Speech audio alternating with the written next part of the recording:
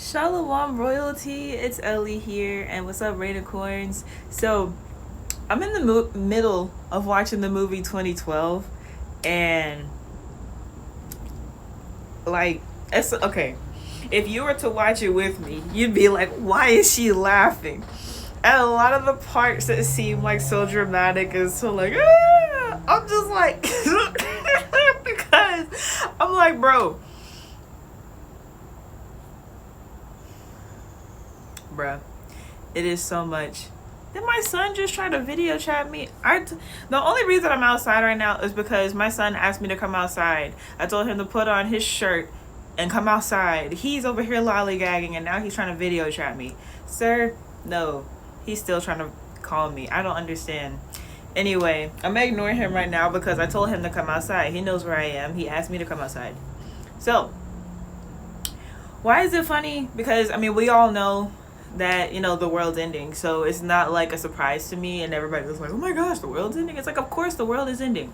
And so the thing is, a lot of the stuff that's happening in 2012 is what's happening here in 2021. So if you just flip 21 and make it 12, I mean, you know, so if it decides to, you know, do stuff like that this year, hey, you know, this video would become irrelevant. But if we have more time, you know, I just feel like this is what I would do if I was Noah in the 21st century building an ark, right? So in the movie 2012, it was like you couldn't drive, the land was crumbling, you could barely drive a plane, you could barely, you know, fly a plane. If you had enough landing, if you had enough takeoff speed, you had enough gas, like all that kind of stuff. But what wasn't an issue? Boats. So I haven't watched the rest of the movie yet. I'm like halfway finished, so if anything comes up, I'll probably like talk about it in another video or something. But like, this is what okay, so those of you who are on my spiritual YouTube channel, y'all know my plan for black people, right? We build retirement homes, and this is like a couple of decades long plan, right? We build retirement homes in different countries in Africa, especially like along the coastlines of different countries, and just give it Florida vibes, get all the elders over to Africa, and then, you know, other melanated people can travel either back and forth to America and Africa, or they can decide to move to Africa if they want to you know, spend the rest of their elders' lives with them and everything. And so just normalizing black people in America going to Africa. That would be the entire point. That would be the plan. And removing ourselves from danger. Because in America, it's just dangerous here for us. I don't think it's... And I just feel like American black people would bring a different type of vibe to Africa. Because, like, I don't know too much about people in Africa, but I just know we act different. We might look the same, but we act a little different. So the same type of things that would okay. So I know that, you know, colonization and stuff has happened in Africa. I'm just saying, if you took American black people over to, let's just say, South Africa, right? And there, you know, the colonization and stuff has been a thing. And then let's just say some police brutality was to happen. I just don't think that Americans would stand for it. I really feel like American black people would just beat the crap out of the police that decided to be brutal to either another black person or an African person. I really just don't think they'd be on that type of time. They'd be like, you telling me I came all the way from over there to over here where I'm from and you're still doing this? No, thank you. Like, you know, I think the thunder agrees with me. So, you know, regardless of any of that, if the world ends, that don't even matter. So, the ark, right? So I looked up how much a cruise ship how many people a cruise ship can hold, right? About 3,000 people, and at like max capacity around like 6,000, right? So, if we were to embody Noah, how would our cruise ship be? How would our ark be, right? So we have them along the coast where the retirement homes are. That's the locations of them. We have enough to fit, you know, I would hope my number would be like at least 1 million people. At least 1 million people get to survive. I feel like that's a good number. But, you know, it is what it is. That's not my choice. That's not it. It just depends on what the situation is at the time. And so we can have enough cruise ships to have at least 1 million people. And then it wouldn't just be the ships. It would be the ships, and the ships would have those lifeboats. They would also have like those motorized vehicles. So it'd be like 2 to 3 people could be riding on one of them at a time. It's like a bunch of those are connected to the cruise. Have a couple of yachts, right? Just connected to the cruise. So if a large group of people needs to like exit or something, go to a different ship, or like, you know, we're all communicating or whatever, have those. And then the lifeboats, of course, just in case that particular cruise ship decides to go down or whatever. And so then you have like helicopters and private jets on the ship. And so it's like, just in case anything was to happen to that ship, we have the lifeboats, we have those motorized ones, we have the yachts, and we also have flying vehicles. So yes, I didn't bring it in here. He's supposed to be out here. Tell him to put his shirt on. And so yeah, everybody has a plan of escape just in case that particular ship decides to go down. Now, that's a whole lot, and it's kind of like, where did this come from? Why is this being said? You guys, open your eyes. It doesn't matter who you are. Even politicians are gonna die. It's like people who have sold their souls to the devil. Of course, those people who have sold their souls to the devil are gonna be dying, but like, they're not gonna expect it, because they're gonna expect to be saved and be on, like, if you guys have watched American Horror Story, I think it's Apocalypse, that season, they're gonna expect to be in the bunkers. They're gonna expect to be, you know, on the spaceship. They're gonna expect to be on the ships that save all the people. And they're going to get scammed. It's going to be like, no, you can't go on. You know, you sold your soul to the devil and that was part of your deal. But you know the devil's a deceiver. The devil is a liar. So you're not getting it. And that's just how it is. And so, you know, I just feel like, bro, I would be partying so much on the cruise ship. Because it'd be like, yo, it's the end of the world and we made it. We don't know if we're going to make it all the way. But whoa, yes. Like, I would be so excited. Like, bro, I don't know what it is. It's just like, dude, I would be so happy. I would just be like, yo, we did it. We made it. Because then, you know, if we're selected to be the people who get to stay, like, you know, for the rest of the world. Because when Noah was around, it took 40 days and 40 nights of rain and flooding and everything until they were able to get back on land. It's not going to be a flood again, but it's going to be like, just think about it scientifically, right? And the movie 2012, the earth just started crumbling. Water can't crumble. You can have storms. That's why I said sometimes, you know, I'm not guaranteeing everybody's just going to be saved if they get on a boat. But like, you have hurricanes, you have tornadoes, you have tsunamis. So that's still like bodies of water that can tear up a ship. You still have icebergs. Like, you know, we don't know what would happen, and the world's supposed to end with fire anyway, so we don't know. Like, y'all saw on the news that fire pit over on the Gulf of Mexico is like the fire in the water, that thing. Yeah, we don't know if we'll run into one of those. Like, we don't know. So, you know, just to prepare. My son's outside. And so, just in case somebody's ship doesn't like make it, it's like one of those things. So then the next cycle of people, it would just be like we'd be able to start again, and it would be better. And this is the important thing. So we have had an end of the world and restart before, and then as soon as everything gets like taken care of, Noah's daughters just hit us with the bull crap.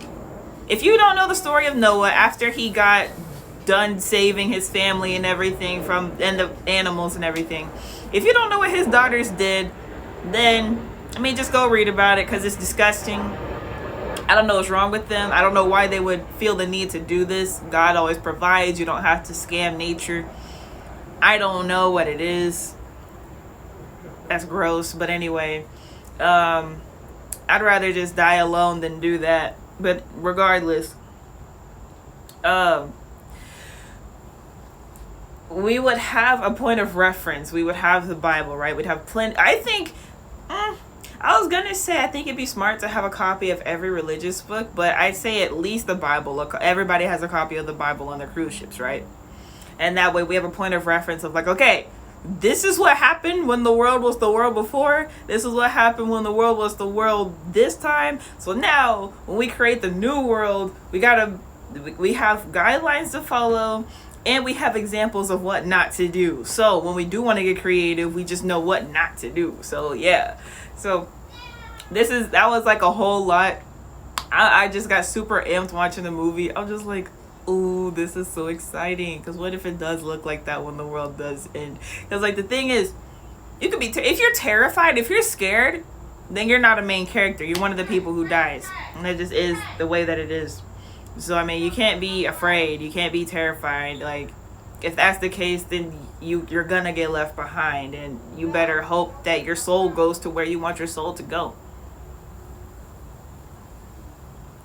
Because the main characters, they were kind of scared, but they had a lot of courage, and they did what they had to do in order to get where they wanted to go.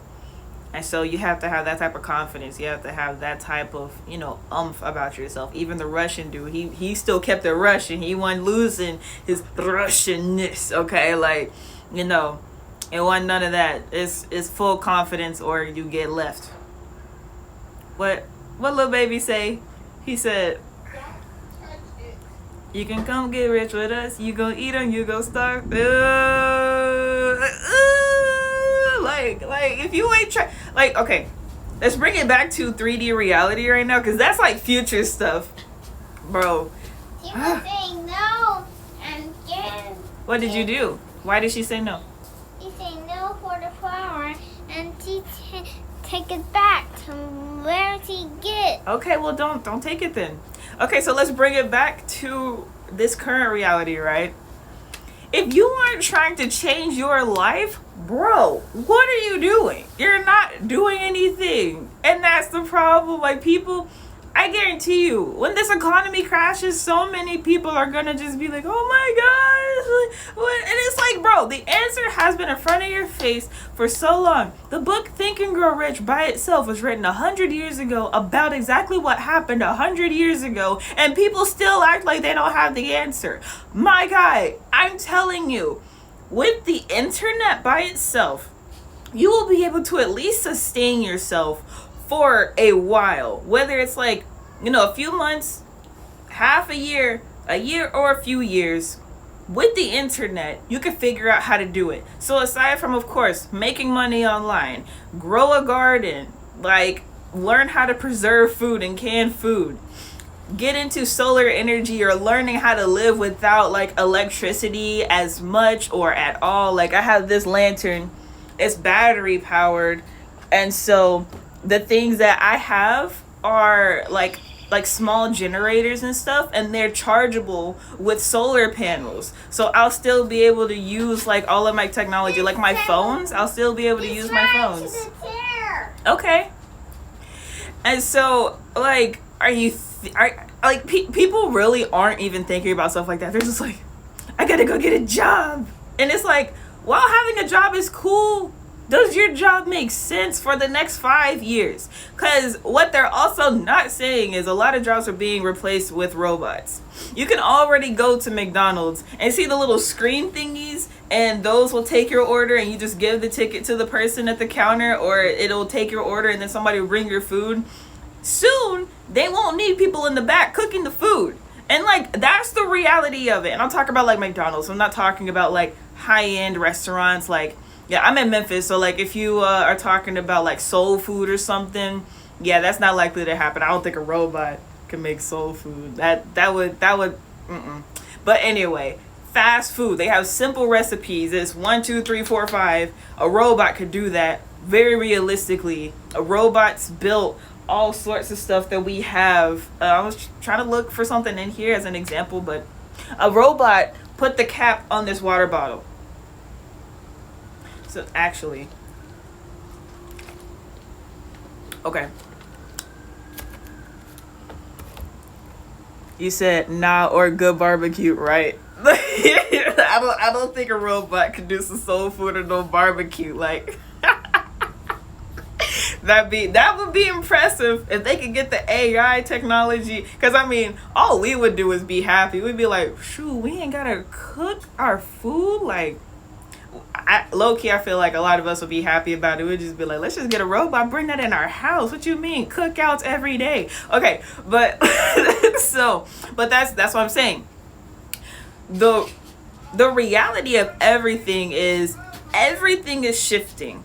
No matter how anybody wants to think about it, no matter how anybody, cryptocurrency.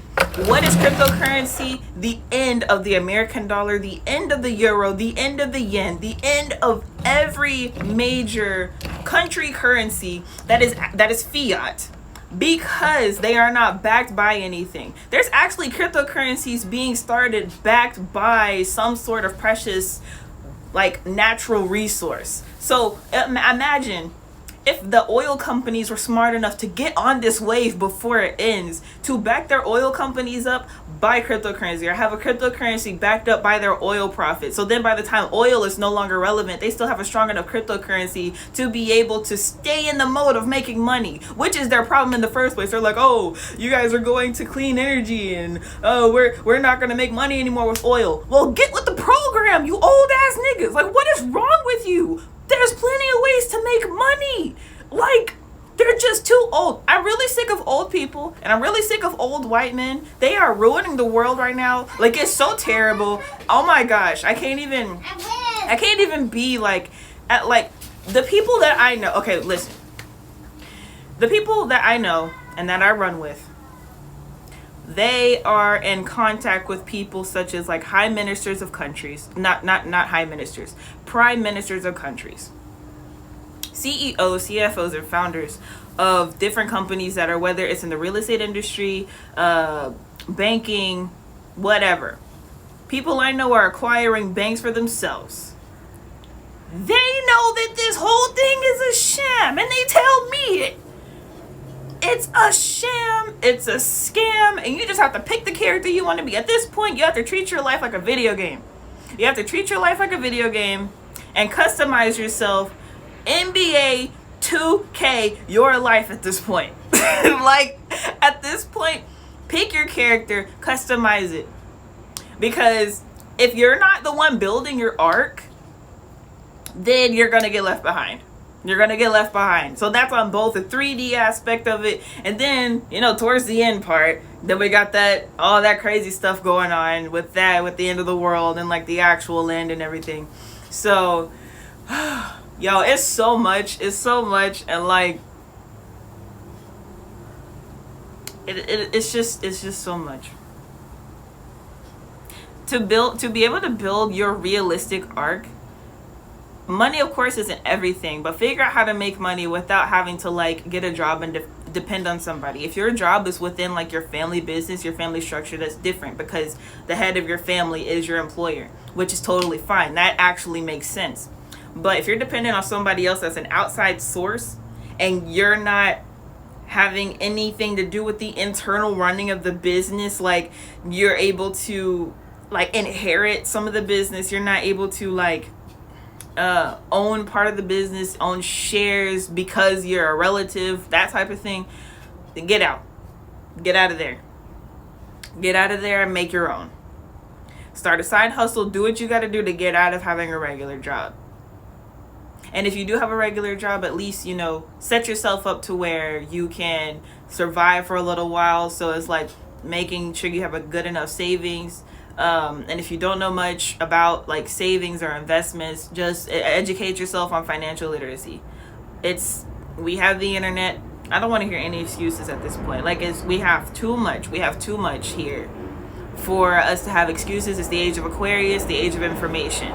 Information was kept from us, specifically black people. Y'all already know, during slavery, it was illegal for you to know how to read. They would kill you if you knew how to read a lot of times. So now we know how to read. We also have resources like videos and audiobooks. So there's no excuse. we have podcasts, we have radio shows. You tune in to what you need to learn. I'm not going to say you'll be fine, but at least you'll be better off than if you never knew before. So yeah. Also, two things. When it comes to preparation, read the book of Proverbs. When it comes to what's happening in the world, read the books of Genesis and Revelation. It'll sum everything up. And if you read the Apocrypha or you're into like removed or hidden books, read the book of Enoch as well. The book of Enoch explains to you why the world is so messed up and why God had to flood it in the first place. It wasn't our fault, and that's the crazy thing. Man, here on earth, even though we had our mistakes and we were doing stuff we weren't supposed to do, it got even worse when the fallen angels were like, hey, here's even worse things to do. And it's just like, okay. And the humans were just like, okay. And it was like, things just got bad. Things got bad after that point. So yeah, Proverbs, Genesis and Revelation, and Enoch if you are interested. The pink were turned on. The what? The pink were turned on. The what turned on? The pink were. I mean, a hose. Oh, the pink words? No. The hose. We're not turning on the hose right now. Okay. Well, that's it. Oh my gosh. Y'all, I gotta finish watching this movie because it has me amped. I'm like, yo, this is so exciting to watch. I totally forgot that I had seen it before. Once I started watching it, I was like, oh my gosh, I don't even know how I watched it last time because I remember some of the things, but watching it this time, I'm like, this is I guess because I've been more into spirituality lately, and this is kind of like my homework, watching movies like 2012. I watched Angels and Demons the other day. In the movie Angels and Demons, it literally tells you about CERN, which is in Switzerland, and it tells you about the people who are creating antimatter to recreate the Big Bang. It tells you that in the movie, and that movie was from 2009 or 2007, and that's what they're literally doing right now. And it also tells you how the Vatican is hiding a lot of information and how the royals are connected to a lot of things that are happening. Like bro, they put everything in the movie. Like nothing was like, oh, this is an Easter egg. This is subliminal. It wasn't subliminal. They just told us what happened. Like, bro. That's the movie Angels and Demons. I have to finish watching the Da Vinci Code next after I finish watching 2012 again. Bruh, this is so interesting. I don't really feel like watching Star Trek or Star Wars too much, but I'm gonna have to in order to exercise like my spiritual power, like the Force. But there's a train coming, so I'm gonna go ahead and end this stream. Shalom royalty. I'll see you in the next one. Taora. Bye, Rainicorns.